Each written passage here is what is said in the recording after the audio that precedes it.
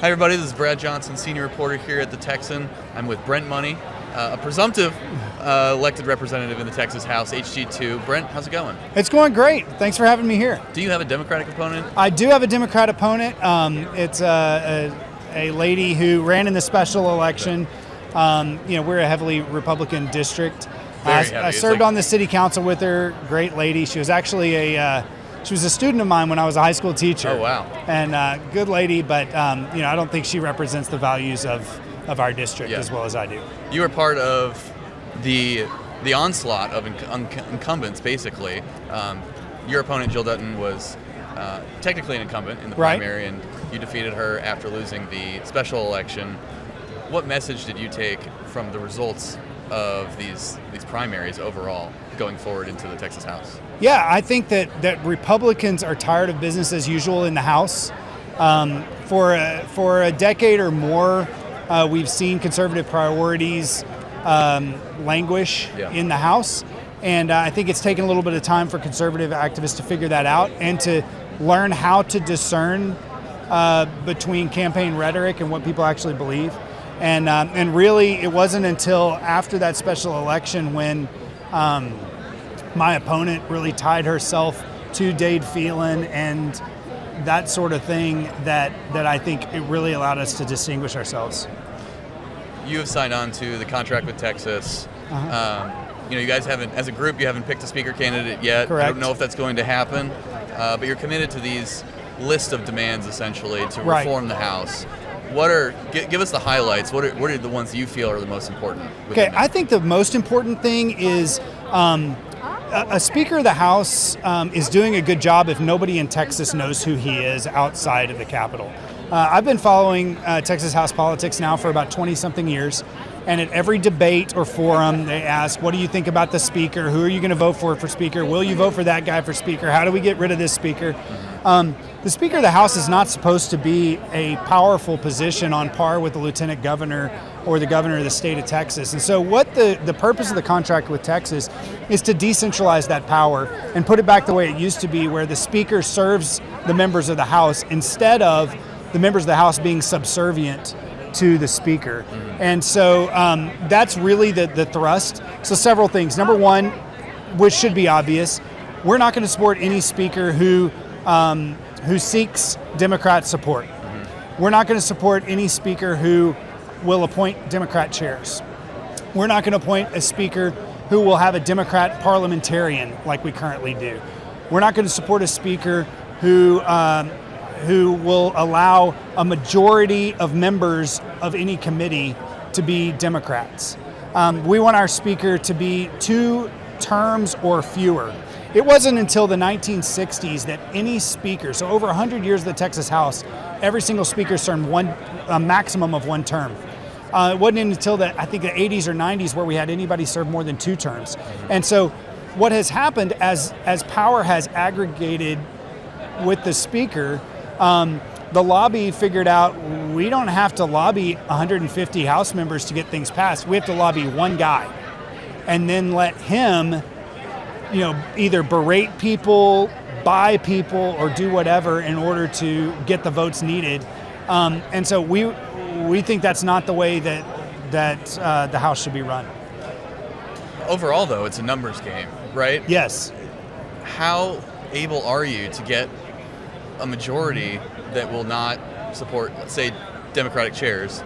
That's been difficult in the past. You have the threat of another Joe Strauss-type coalition. How worried are you guys about that?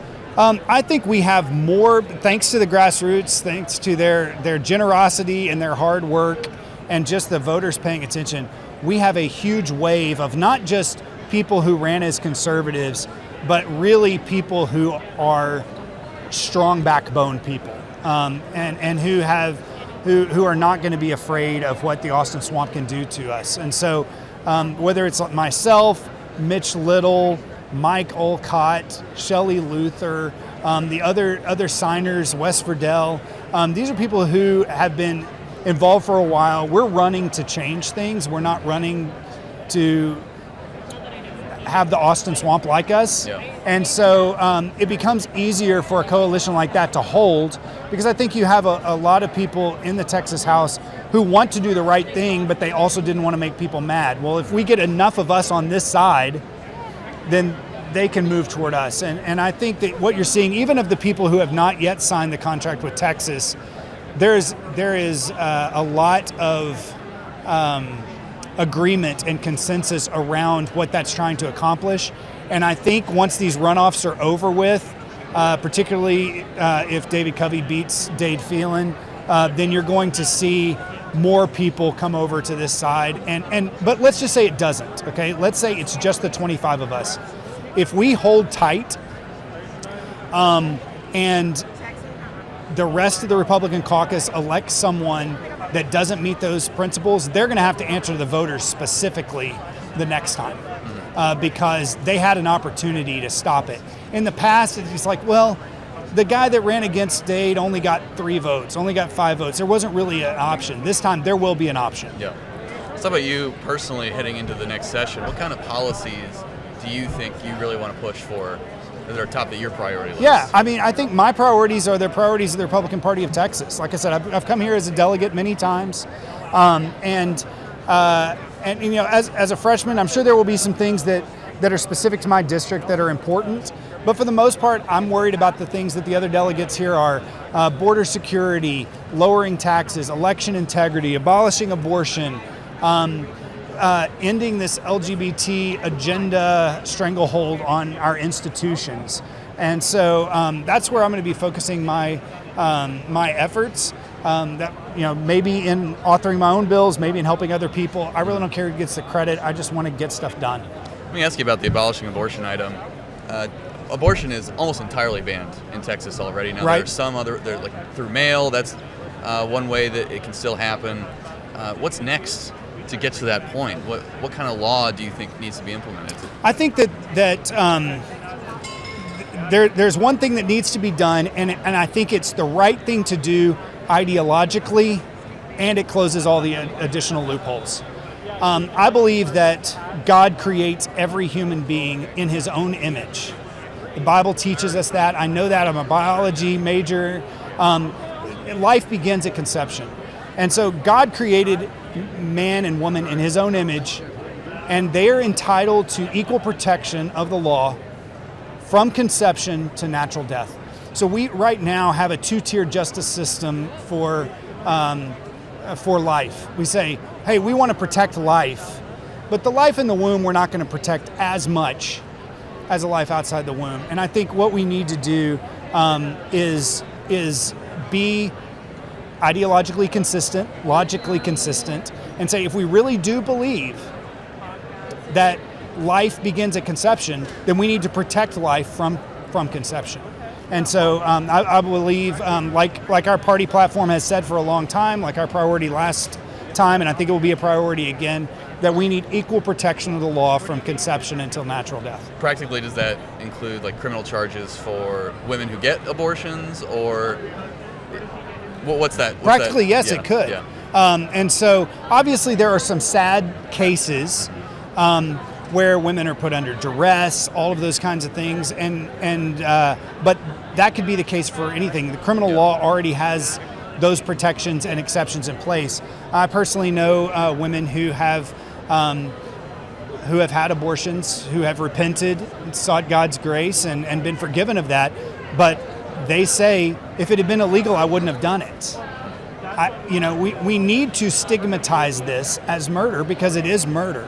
And so I think we protect not just the life of the unborn, but we protect the consciences of these young mothers who think they don't have a choice when we say, no, this isn't a choice. And so I think that's the right way to do it. It's a stark contrast to kind of the broader message we're seeing at the national level. Trump's part of it, but it's not just him. Right. Saying, let's let the states decide. And let's not jump further into this. Right. And ban it on a congressional national level. Democrats never worry about how popular something is. They just ram it through until it becomes popular. We sit around and say, well, is this popular enough to pass? Is this? And we have right on our side. They are calling evil good and convincing people of it. We should be able to call evil evil and convince people of it. And so killing babies is evil. That doesn't mean that every woman who is tricked or coerced or cajoled or, into abortion is evil, but the act is evil, and we need to treat it as such so that we can have a culture of life, a culture of adoption, a culture of caring for life from the beginning to the end. Brent, thanks for joining us. Thank you very much. Appreciate it.